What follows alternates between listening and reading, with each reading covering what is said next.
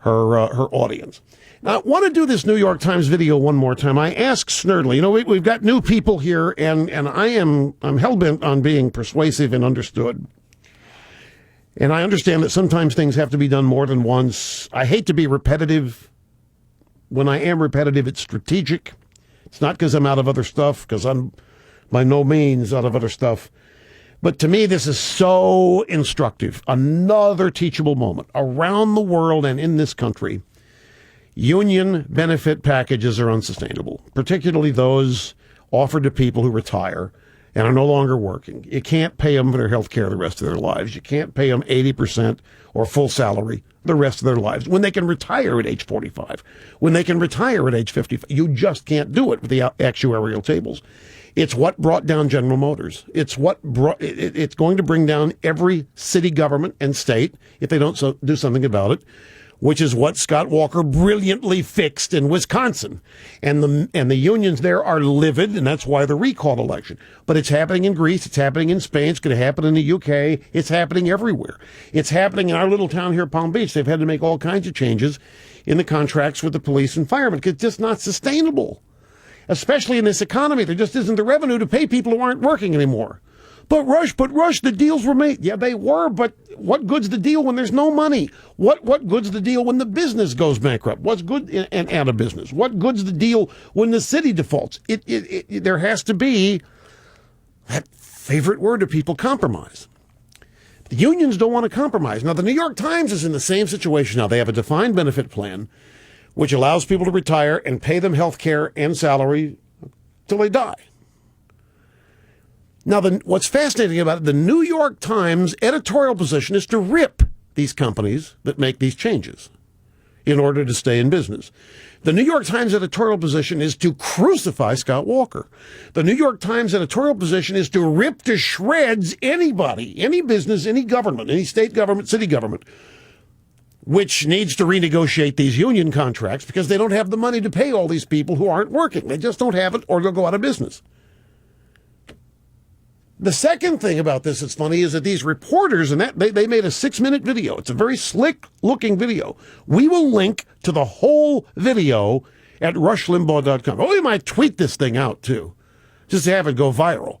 But we'll link, and it's byline reporters, it's editors and art directors and so forth, and they're whining and moaning about how mean the Times is and how they're going to end up eating dog food, maybe cat food, sleeping in cardboard boxes. What's funny about they're covering this stuff, they're reporting on it, and yet their sense of entitlement is such that they expect to be immune from it. The second thing that's a teachable moment, who are they? They're newspaper people. What is happening to the newspaper business? Have you seen what's happening to circulation? Ad revenue at the New York Times, both are plummeting. In fact, in 2002, a share of stock at the New York Times was $48. It's now $6.34. That's 1/10, almost 1/10 of what they were worth just 10 years ago. And it's this liberal bias. It's the way these reporters have reported. It's the way they've voted. It's the way they've urged everybody else to vote. This never-ending support of bankrupting liberalism that got them where they are, but now they want immunity. They want the Times to keep paying them no matter what. They're threatening to go on strike. Now, there's a part of me, I must be honest. There's a part of me that's on the side of the union here. No. Follow me, Snerdley. Yes.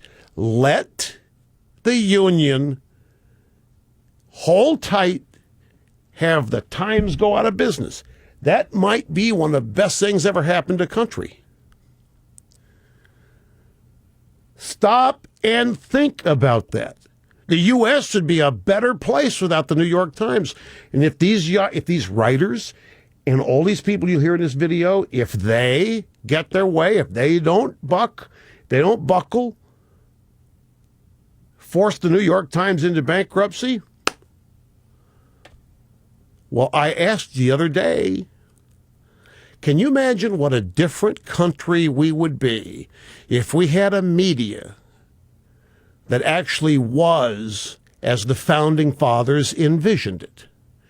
guardians of democracy, suspicious of power. We now have a media that protects power, that wants to be part of the power structure.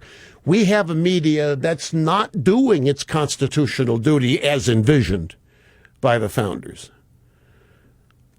So the union wins. No New York Times. I know it's not going to happen, but we can sit here and dream. So now I've set it up. Let me take a break. We'll come back. I'll play this video again, or the audio from it. It's 6 minutes. It's when you know the context and you know the history, you listen to these people. They have the most amazing sense of entitlement. They want immunity from the real world conditions everyone else is subject to. Yeah, I'm telling you, it is a wonderful teaching moment. They got themselves in their own situation by advocating, by the way they wrote, voting, the way they voted, for all of these bankrupted liberal policies for all of these years. You could say that they are responsible for their own plight, given their liberalism.